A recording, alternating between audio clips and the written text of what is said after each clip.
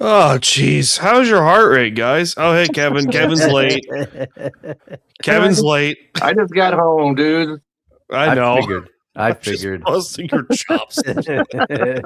So we want to apologize first off because this is a huge game, and we want all three of the members of the Seahawks Sessions Department of BS here with us.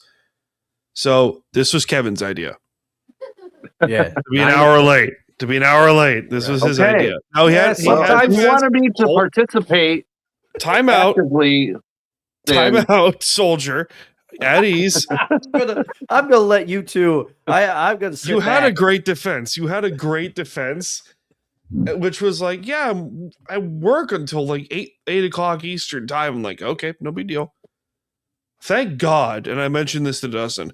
Thank God we're not one of the highlight shows or one of the spotlight shows. Shout out to No Credits Required. Support them. And well, we're getting to be more highlight as we do this. Yeah, let me just say that. I think this three-headed triumvirate. We have our fans, we have our detractors. We bring something to the table. How do we call this? A three-headed stork? Sure. I don't even know if that would exist. Like, I know a three-headed snake. I'm not sure if a three-headed stork would work. We could call ourselves like Ghidorah. You know who Ghidorah is? Great reference there, Kevin. Is that okay? Who? Godzilla. Right. Godzilla. Okay. Gotcha. Three-headed monster. Which took inspiration from Greek mythology, the Hydra. Yeah, the Hydra or the Medusa. Yeah, that's what I was thinking. No, the Medusa was the snake demon. That's right. She would, if you would stare into her eyes, she'd turn you into stone. Yeah, right. I remember that. But she had snakes for hair. That's right. Yes. Yeah. Clash of the Titans, one of the classic movies from back in the day. From the 70s, right? They were talking the original one? The original one, the one that came later, has no reason to exist on this earth. I like Wrath of the Titans. Wrath of the Titans was cool. Okay. Oh, man. I can defend Wrath of the Titans because like they got Kronos, and look at us talking about Greek mythology and stuff like that. Yeah. Well, anyway, when you step through the portal here, you just don't know. Yeah. Portal to oblivion. Welcome, ladies and gentlemen, to the Department of BS. This is Seahawks Sessions, the Seattle Seahawks podcast, part of the Time to BS and Valley Sports Media Network. And I'm coming to you from the beaches of lovely Long Island, New York. My name is Dan Cruz. I am the captain of this fine ship. And follow me on Twitter, Instagram, and Threads. You know the deal by now. TikTok for clips from the capital region of Albany, New York, and no credits required. Dustin Henry in his delightful corner over there. Yes. Stuck in the corner with me, everybody. Hello. With a Christmas sweater, nonetheless. That's right. Bringing it. That's right. Yeah. But I think this Christmas sweater, I think it's on its last ride. Because I noticed that some of the seams are showing. It's time to retire the I don't know Margot snowman. If you know what I don't know Margot is from, I can be friends with you. That was phenomenal. And from the great state of Texas and various belly up articles, Mr. Kevin Wilson from the great state of Texas. So, gentlemen, we're here. We don't forget to like, follow, share, subscribe to the show wherever you get your podcasts, and like, rate, and review. Follow the show on Apple, Spotify, blah blah blah blah blah. Follow the official Time to BS podcast Facebook page, and we have a Facebook group. So that's right. Go do some stuff. Gauge the comments. Just be nice. Yes. Be nice. Be nice. And also, I'm going to say it because he never says it. But if you like what you see on Seahawks Sessions, it's part of a network. It's the BS Sessions network, or the Department of BS. It is the network of shows. He's got BS Sessions where he interviews people. He has sometimes Smoothly Baked, if he can wrangle. Smoothly Baked was kind of sort of retired. Okay. For different reasons, but most notably is because I can defend it. Like, trying to schedule it and get her motivated to go in front of a microphone is not the easiest thing in the world, but at the same point, who cares? I mean, all right. Whatever. You've also got Isle of BS, the newly minted Isle of BS. He's got shows, people. Go check him out. That's right. Go get over there. Just check because you want to know why, guys? Because this show ain't free? No, the BS Express is in full force. Oh, you guys, I ever guessed it. There we go. There we go. Ain't that wonderful? Ain't that just great? We're doing stuff. Punch your ticket. And instead of hot chocolate, it's whiskey and rye. Ooh, nice. This will be the day that I die. I was about to do that. This is why we bet, Dan. This is why we met. Ain't that just wonderful? So, guys, how's your heart rate? Holy cow. Man, you talk about going from the pits of despair and disgust. Oh. And for me, because it was a double shot right to the sternum, because not only are the Seahawks losing, but in fantasy, I had Jackson Smith Najigma, who had a big donut. Okay? Donuts. Big. And here I am playing my good friend Dustin over there. In fantasy football. I'm the number 1 seed. And the way that was going, I was going to lose before the weekend even got started. Jeez. So... But you got a good shot, Kevin, because I got a good game from Kenneth Walker, and we'll talk about that. Oh yeah, there's tons. But I also had the Seahawks defense. I saw that. Didn't work out for me well. What are you gonna do? So the Seahawks won. This is game of the year by default, right? Yeah, absolutely. Yeah. And I don't know just because we're biased. We're not saying because we're biased. We're saying it because we're not the only ones saying it. Yeah. Oh, and John I've heard that repeated throughout the day. Hey, John, how you doing, brother? Good to see you. This was the game of the year. Yeah. And, I didn't know this, but it was the first time ever on a Thursday night that 2 teams were playing each other that had 11 wins. Ever. Yeah. Oh, I didn't know First time ever. First time ever. Because most of the Thursday night games, as you know, you might as well just take them out to the, outhouse right out of the gate. Pulling Old Yeller? That's right. Yeah. Some of them haven't been good. I mean, there's ones like Bucks Falcons is always weirdly good on Thursday night. Weird. There's a few other good Thursday night games, but they are few and far between. They've been better this year than in years past, it seems. Yeah, I will say that. I feel like the league as a whole is finally adjusting to Thursday night football through the full season. Before we jump into the game, I'll just go on this little tirade. I have been vocal on no credentials required, and I don't think I mentioned it as much on this show, but I think they should not start Thursday night games until Halloween, because when Thursday night games when they were first a thing, they only came on after Thanksgiving. When they were exclusive to NFL Network and they first started, they only came on after Thanksgiving. It was only for part of the season. And I still stand by that. I think it should be something like that, because the early Thursday night games, when the season first starts, like a September 10th Thursday night game, you want no part of it.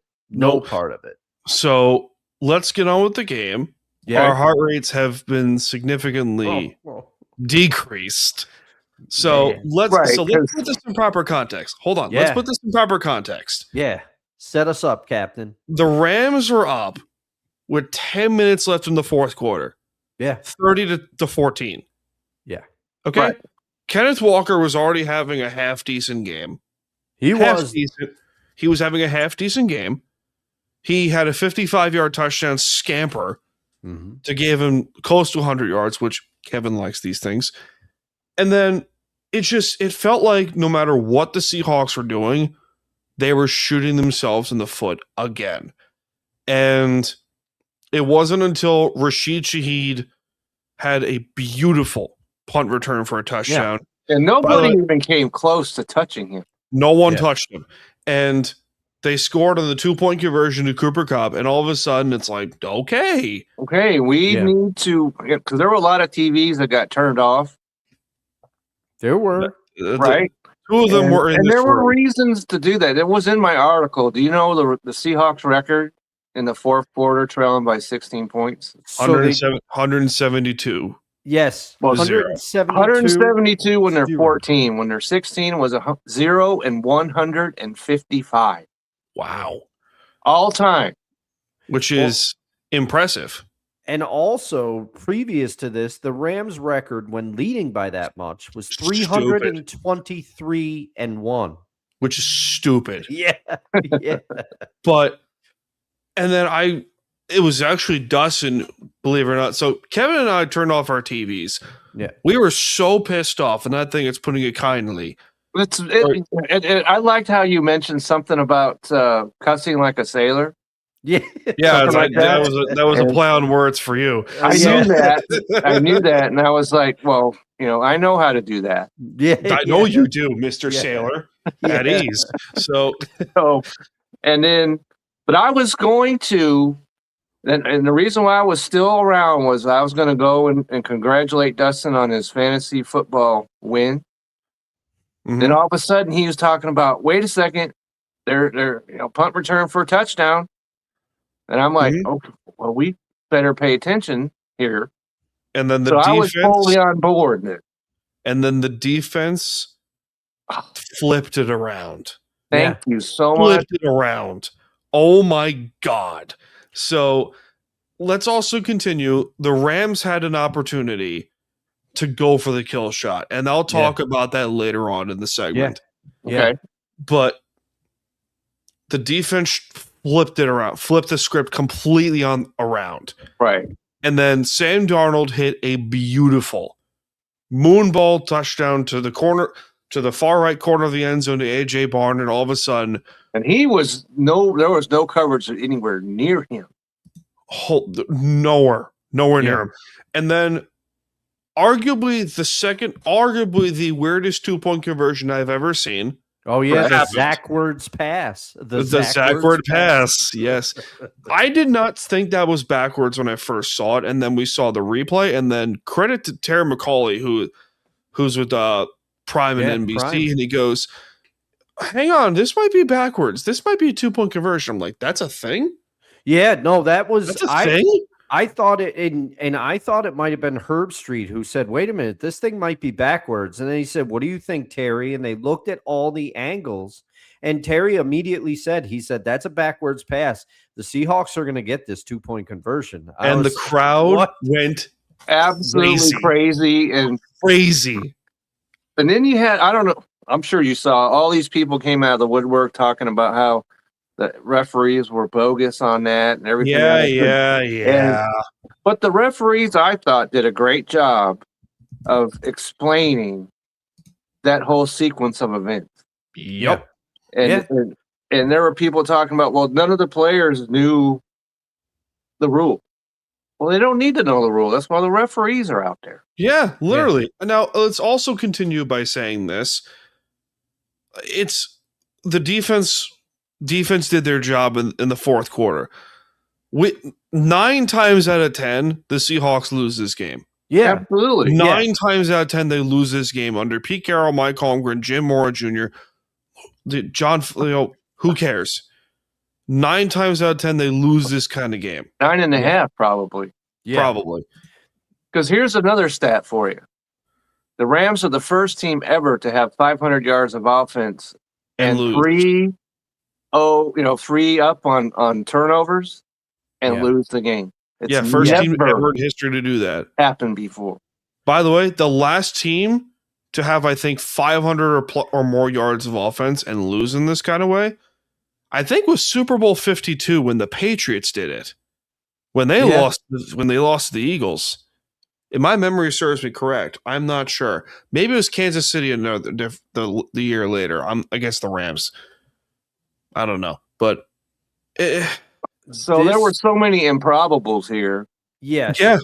And they made a comment after the game that all these people are leaving the field, all the fans, a lot of fans left, which you can't blame them.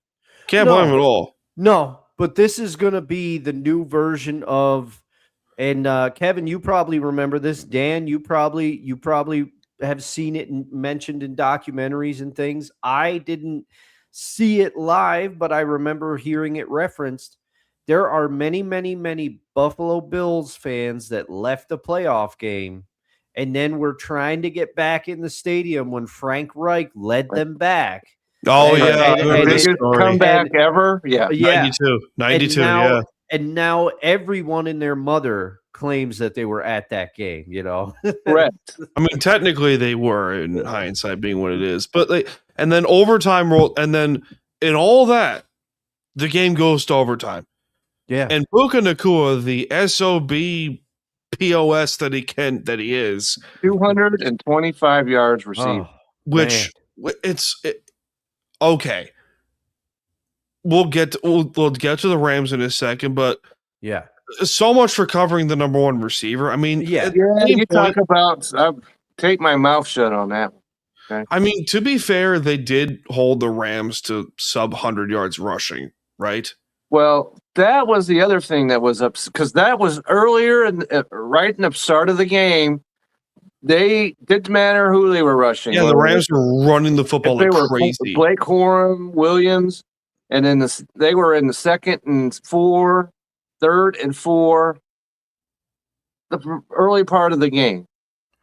And they should have lost this game. And the Seahawks number 3 defense, I thought, was getting thrashed. Yeah. They did. They were, and they got I have in my notes here, which before we really get going, I just want to say, I'm not going to sit here and say that the Seahawks deserve to win that game. By all rights, no. By all rights, they should have lost that game. They were badly outplayed. The Rams won the time of possession battle. The Rams had the offensive yardage battle. The Rams, Matthew Stafford, up until the fourth quarter, there was no pressure to speak of on Matthew Stafford. The defensive line was getting no push. Puka Nacua tearing us up. Colby Parkinson had some big catches, as you predicted he would, Kevin.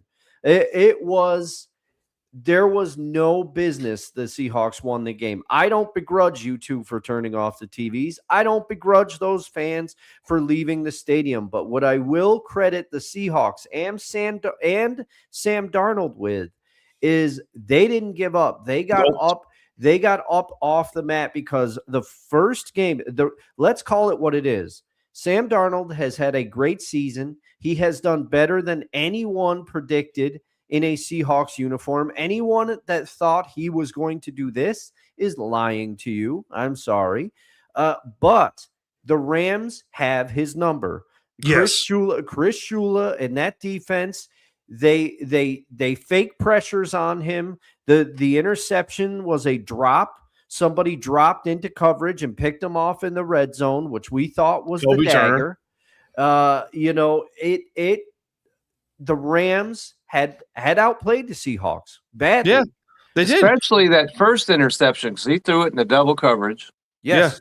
Yeah. And that was, as you mentioned, Dan, that was a bad throw. Bad throw. There's no other way you can describe that. No. And then you're like, here we go. Right? That's 6 interceptions in 2 games that he's thrown against the Rams. 6. And then going back and then they go to overtime. Through all that, they still go to overtime. And then Puka Nacua scores from 43 yards out. And and there was nobody near him. Nobody near him. Now, and then it was all up to Sam, and they delivered. They delivered. And what about those plays by the receivers? Yeah. Jackson Smith and Jigba scored the touchdown on the back line of the end zone. And then we're thinking, they're going for 2, are they? They're going for 2. They're going for the win. And then which they had to do, because if they tied, it does not help them. You guys watch South Park, right? Yeah. So my brain immediately went to Randy Marsh when he's holding. I knew what you were going to say, because I was going to say the Buffalo same thing. Soldier. Mike He's got stones. Mike McDonald put his stones on the table and said, "We're going for this freaking That's right. game." He could have had him smacked with a very heavy hammer. Yeah. But he had to make that. That's and Dustin, you called it. Yeah. And they said it on the broadcast. they need to go for 2 because if they tie, that's a loss, really. Yeah. Technically still a loss. And by the way, can we discuss this? Ties should be eliminated. Just give us field goal shootouts for 50 yards. Yeah, do Who makes something them? like the NHL does as its Thank last you. resort. Yeah. That's Or the college thing. football. I don't ever agree with different rules for a regular season game and then a playoff game. This should be this Consistent throughout. consistent throughout, and that's hockey too. And the shootouts, and they don't do that in the postseason. But Hockey, that's different. hockey, they do it right. Hockey, they do it right to a degree. I mean, you can argue basketball does overtime better, but at the same point, it's the stones that Mike McDonald had to do what he did and say, we're going for the win, boys. And then Eric Saubert snuck out. Yeah. And he goes, I'm open. Darnold sees him, throws it to him, and that was the loudest reaction I've heard in 3 years. Yeah. Out of this crowd. It was fantastic, and I'm pretty sure I registered a seismic shake in my house. Oh my God. This was, I just couldn't believe it. It's what you're both talking about, to go from the depths of despair to elation. And make no mistake, I'm not complimenting myself for keeping my TV on. The reason I kept my TV on, as I said, somebody's got to finish writing about this. Thank you, Dustin. About this horrible thing. And and you know me, I was going to come on and I was going to rip them. I had this whole analogy ready because I think it was Kyle Brandt from NFL Network. He had tweeted before the game. He said, Mike McDonald has 11 wins as a head coach. And this week, Sean McVay's birth of his second child got more attention than the Seahawks and Mike McDonald's 11 wins. He said, That's a great tweet. He said, this is the Seahawks prom. He said, this is their time to show everybody how good they are. And I was going to come on here and I was going to be like, they didn't show up to prom. And I had all these things. And then all of a sudden I was like, wait a minute, glimmer of hope here. Wait. Yeah. And then it became a prom night dumpster, baby. Yeah. Oh, man. That's a great reference for those who get it. We're going to put that on a shirt. I'm just a prom night dumpster, baby. and we're talking, Sean McVay, and he's a genius. I thought he kind of outcoached himself. Okay. Early on when he went for all those fourth downs, if he had kicked field goals there, different Rams story. Win the game. Yeah. Now, I wanted to talk with you about this whole thing with the Rams because Jack was pissed. Oh, I have no doubt. He was mad, and I don't blame him. If we were in his shoes and the Seahawks blew a 16-point lead with 10 minutes remaining in the game, we'd be scorched earth in the whole 9 yards. But the fact of the matter is this: Rams blew that game. They did. They blew that game. They did. They blew that game tenfold. And two things could be true at the same time. Yes. Give credit to the Seahawks because they, as you mentioned, they didn't give up. Nope. But at the same time, the Rams just flushed that right down the drain. That game should have been a 30-point blowout. Yeah. It should have been. There's no conceivable way it shouldn't have been a blowout. You have all this weaponry without Devontae Adams, keep in mind here. You're destroying the number 2 defense in football, essentially. Yeah. You're destroying the number 2 defense. Yeah. And let's all give credit to Matthew Stafford also, because he's the MVP by default. I mean, he's winning the MVP. You can't pin that on him. You can't pin this on him. Yeah, he was great. He was great the whole day. Great the whole day. And in the fourth quarter, the Seahawks were laying shot after shot after shot. Yeah, that's when I want to talk to the Rams. And you talked about Jack, and I would, if I was a Rams fan, I would be so angry. But shout out to friend of the show, Darnell, the playmaker. He does a show called Ramily Talk, but he knows. He messaged me before the game and he said, good luck tonight. And I said, good luck to you. Hopefully it's a good one. And after the game, I went on Facebook because I had commented. He said, "How you feeling tonight?" He posted, and I said, "Nervous." And then after the game, he said exactly what we're saying now. He said the Rams deserve to lose that game. They blew that game. They had the Seahawks on the mat, but they couldn't finish, and they let the Seahawks come up and take it. You had kill shot after kill shot after kill shot right there, and you couldn't do it. No, and we said it multiple times. 90% of the time under Pete Carroll, Mike Holmgren, or even Jim Mora Jr. Oh, we don't talk about Jim Mora Jr. Yeah, we don't talk about that one season with Jim Mora. But my point remains the same.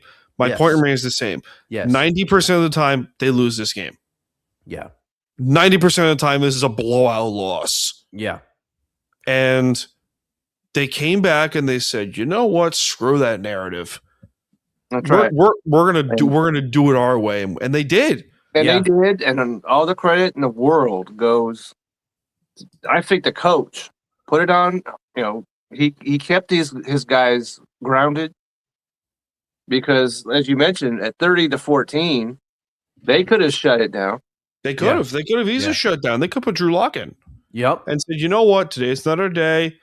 We'll see you in Carolina." And now, as of right now, as not only are the Seahawks in the playoffs, but they're currently, as we're recording this, the number 1 seed in the NFC playoffs.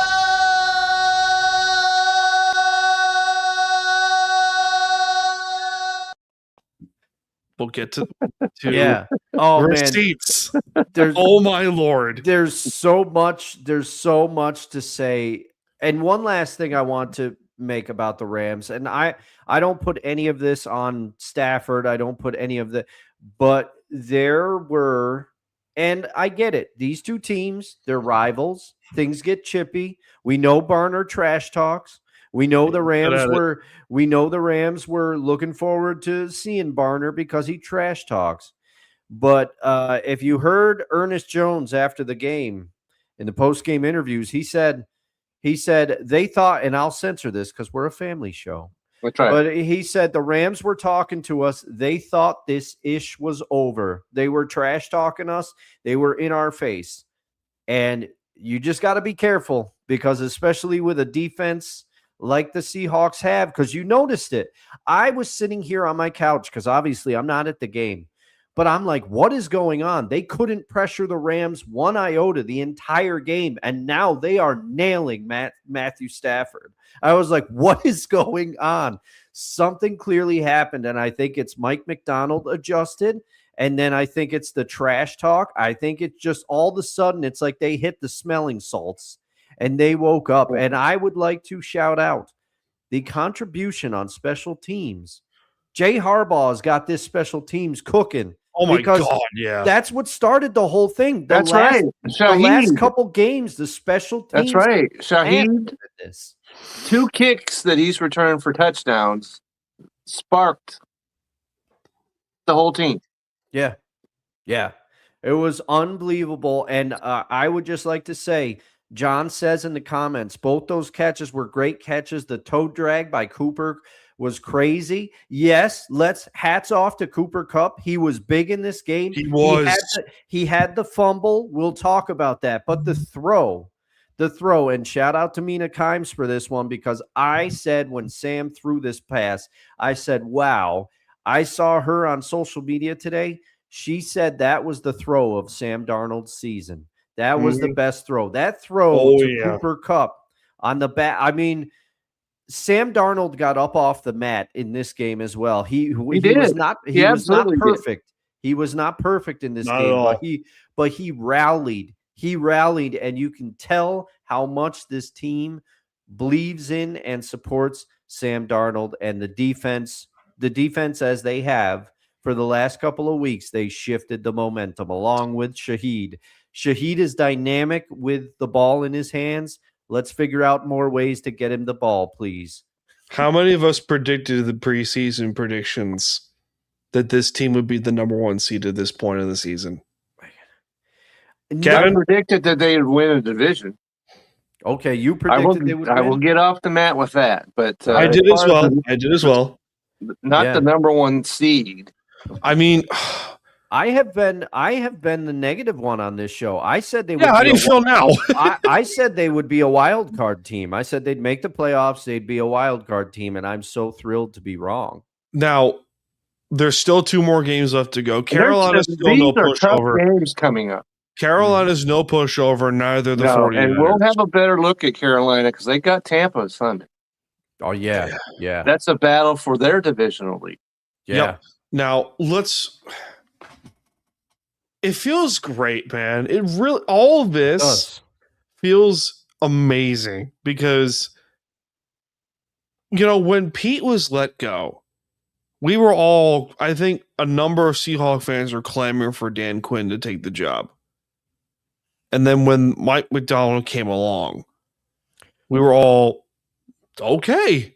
Yeah. Let's see what he can do. And almost overnight, the defense became one of the weakest units in the history of football to one of the most feared in the entire NFL. And that's one of the biggest when you want to talk about negatives when it comes to Pete Carroll. Yeah. How do you let a defense like the Legion of Boom devolve the way it did? Yeah. And then Mike McDonald comes over, and you'll notice that the Ravens defense has not looked the same at all without him. It's dipped. And also, I mean, we could go even a little further back. Michigan's not winning national championships. You know when they did? When they had Mike McDonald's scheme in there. Now, I talked to a couple Ravens fans, and they all said the same thing. John Harbaugh should have been fired after that AFC championship game when they lost to Kansas City, and Mike McDonald should have taken over the reins. Man. Oh, how pissed do you think Ravens Twitter is right now? Yeah, that's how pissed do you think they are? And it's glorious. Go look it up. No disrespect to John Harbaugh. I think he won the Super Bowl. He's a great coach, but I would argue that much like you were saying with Pete Carroll's time in Seattle, Dan, I would argue John Harbaugh's time as the Ravens head coach should come to an end this offseason. It's similar to Tomlin in Pittsburgh. You wonder if they sometimes it's just some coaches reach the end of the road in some team. Yeah, happened to Belichick. It's not like Chuck Noll back in the 70s. Yeah, good where point. He coached for 58 years or whatever it was. 33 years, something like that. Without social media and all the pressures and players yap into the media every other day and stuff like that. Now, back to this team, because the overnight success is incredible. Yeah. I think a lot of people were very skeptical about this team going into the season. There were, and we commented.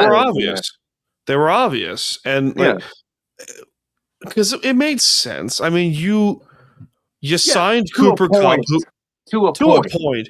You signed Cooper Kupp, who was, injured to hell and back with the Rams towards the end of his time. I was on board with completely when they did that.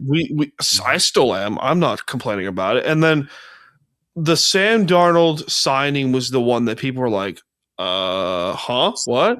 Yeah. And it made sense because at that point you had one great year of Sam Darnold, and that was it. It was the great unknown of this entire season for football. Yes. And now, as it stands, the Seahawks are 12-3.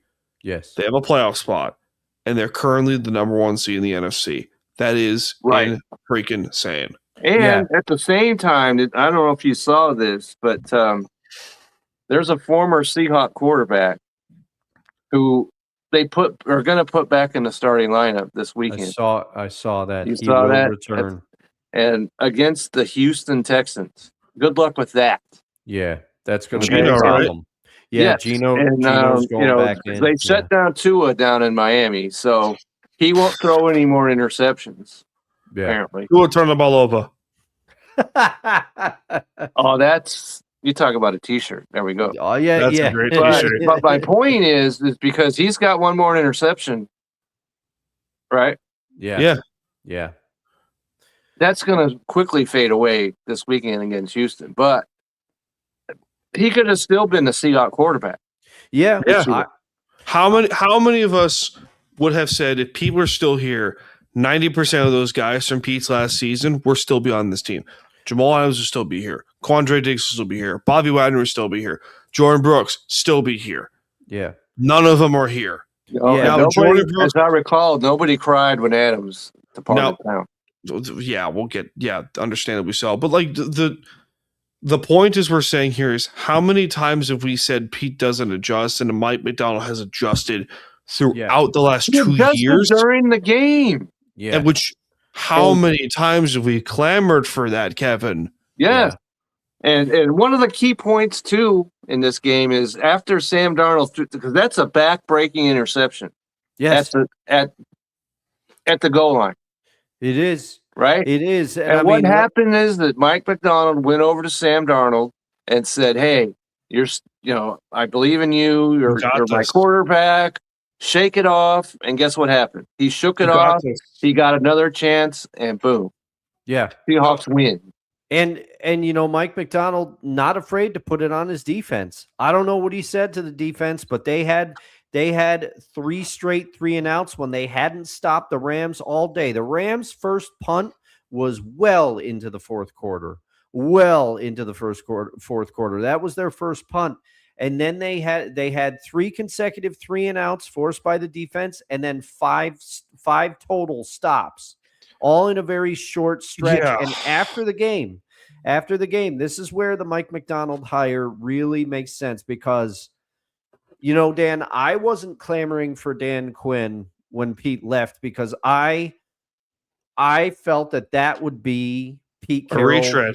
Light, yes. And I was skeptical. Now, Dan Quinn, he would have improved the defense. No question about it. That's what he does. To what end, though? However, Dan Quinn is also responsible when he was the head coach of the Falcons. Partially responsible, yes. He was partially responsible, but also you look at the Super Bowl before that. Who was the D coordinator when the Seahawks defense collapsed and let the very same Patriots back into the game the year before? Dan Quinn. 2 years before. My apologies, but I was very concerned about Dan Quinn, but when they hired Mike McDonald, I wasn't sure. And I also wasn't when they were interviewing Ben Johnson, I'm like, I don't know about this. And Mike Kafka, I'm thinking to myself, I don't know. We got rid of Pete and this is what we're doing. Mike McDonald, after the game, he said the players did a great job adjusting. Yeah, John's saying it right now. Yeah. John's saying it right now. Like, I'm sure you guys have seen the newscast in the Hawks locker room. They seem so together, truly act like brothers. Yeah. He's got them believing. They all believe in each other. That's right. And he came out. This is also what a leader does. When Sam threw those 4 picks in the Week 11 game against the Rams, they asked him about Sam Darnold, and he said, Sam is the person I want quarterbacking this team. He's going to bounce back. We know he's going to bounce back. We wouldn't want anyone else under center. That's what he does. And, as much as you can, there are some critiques of Jim Harbaugh as a coach, but he does the same thing with Justin Herbert and the Chargers. And look where he's got the Chargers now. These coaches know how to motivate and push the right buttons on their guys and show the confidence. And man, Mike McDonald has completely transformed this team in 2 years. Mike McDonald and John Schneider, 2 years. That's right. They're feared now. And another thing that I noticed that when that 2-point conversion was made, who was jumping up and down more than just about anybody else? That was Richard Sherman on the sideline. Yeah. Okay. You got him believing too. Do you think that if Russell Wilson and Pete Carroll were still in Seattle, that Richard Sherman would be anywhere on that sideline? No. Hell no. No. No. But he's there And so he's buying in on the atmosphere that the Seahawks have. Yep. And, Richard Sherman was never coming off as one of the warm, cuddly guys. Yeah. Okay. I love Sherman to death. But yeah, you're right. Absolutely. When it comes to football, down. One of the smartest dudes ever in terms of football IQ. One of the smartest dudes in football IQ ever. And so that's what I'm saying. So he's buying in. So, Yeah. I mean, I want to get to the whole screw your prediction nut jobs thing because how many of us in part of not just on the belly up side, but also on the ESPN, the Fox Sports, the CBS, that have all said, I don't trust Sam Darnold. They're going to win 5 or 6 games. You know what I say? That this morning still. You know what I say to that, Kevin? Starts a conversation like that. I just sat down. Okay. I got one more. Where is it? Or here's another idea that's going to be very controversial. You could shut the up. You could. But here's the thing, okay? And I know a lot of people, they talked about Sam Darnold, and the best thing about this signing being that the Seahawks had an out clause as a team, that it was essentially a 1-year deal because they have an out clause. But the other thing I'm going to say, and I said it early in the season, and Ryan on No Creds, he kind of raised his eyebrow at me. But the NFC West is the best division in football. It is. By far. Look at the records of 3 teams in there. You have a very real chance that 3 teams could get to 12 or 13 wins in that division. And for as much as people want to say the Cardinals are a dumpster fire, they don't look great right now, but they'll play you tough in spurts. They can pull out some weird games, So if the Cardinals are the worst team in your division, you got the best division in football. You really do. The NFC North is a pretty good right now. I mean, with the Packers and the Bears, but the Vikings have taken a massive slide back. The Lions are good, so you got 3 or 4 teams in that division that are good. But I'll put the NFC West up against anyone, and I think that some of the deal with the national media is they just do not watch NFC West teams. They don't. So they watch the 49ers. Oh, well, yeah. And the Rams. Historically speaking. I like your little head toss in there. Yeah, on the Rams. We get the national media because we're in freaking Los Angeles. Yeah. Shut up. Shut up. God. It's been a thing for decades. Yeah. No one cares about Seattle sports. I'm like, why? Yeah. Why? What did Seattle ever do to anyone? Yeah. You can't blame the entire 90s on Seattle. I'm sorry, you can't. I mean, are we talking 90s grunge here? Because loved it. The Seattle grunge scene, yeah. Okay. I loved it. Maybe it had something to do with Jimi Hendrix. You needed something in Seattle to balance out the Seahawks back then. I'm going to Google this here. Well, what are you Googling? Why does the national sports media hate Seattle? Oh, Kevin, you and Vince have beat the bot. We're devolving into Ask the Bot. Okay. That's what we're doing right now. Oh, man. Which I saw you did beat the bot thanks to Jason Myers. Okay. The national Jason Myers last week and got 6 field goals. Yeah. The national sports media's dislike for the Seattle area often stems from the perceptions of being bandwagon city, especially post 2010 Seahawks success, lack of historic consistent suffering like older East. Wow. So you want them to be the Jets? Well, yeah. You haven't suffered No one wants enough. to be the Jets. You haven't suffered Sorry, enough. Ryan. We can ask Ryan about all that. Okay. Also, let's also be real here. The Supersonics left because of your stupid owner. Okay? Yeah. The whole reason the Supersonics left for Oklahoma City is because their owner's a piece of garbage. Yeah, Clay It certainly Bennett. wasn't because the fans didn't support him. Yeah, that's a basketball town. Yeah. People don't think Seattle. They think, basketball town? Yeah. Yeah. Diehard NBA fans are think Seattle, the Supersonics, well, that's a basketball city, big Oh time. man, I mean, come on. Even with the aforementioned '90s, you got Sean Kemp, you got Gary Payton, you got Detlef Schrempf. I mean, come on. One of the great names right there. One of the great names in the And history I was of the able NBA. to see them because that was when the Jazz were at the top of their game. Oh yeah, they had yeah. Malone and Right? Stockton. Malone. Yep, Yeah. you had all that. So there were plenty Yeah. of Sonics and Jazz games. And I Yeah. still think that the Supersonics had probably the greatest, how they do the opening, starting lineup. yeah. And the opening, anytime any team that's got Pink Floyd going on, it's triple A's for me. Absolutely. There you And John go. also mentioned that they had the basketball before the Mariners and the Seahawks. He's Yeah. right. The Yeah. Mariners came in the late 60s. That's true. That's Oh, right. wow. After the pilots left town. Yes. This is Wow. true. That's Oh, back boy. before all of us right there. So Yeah, this is true. There you go. I mean, I mean- I thought the Mariners were awesome because they had that partnership in the '90s with Nintendo. So Yeah, that was that was pretty cool. That's still going on, believe it or not. I think so. Yeah. They have Well- the Nintendo partnership because, Ichiro. And how could you not be cool if you had the kid running around? Yeah, Oh man. yeah. Ken yeah, Griffey man. Jr. Yeah. Amen to that. I mean, He was a kid before, Sidney Crosby.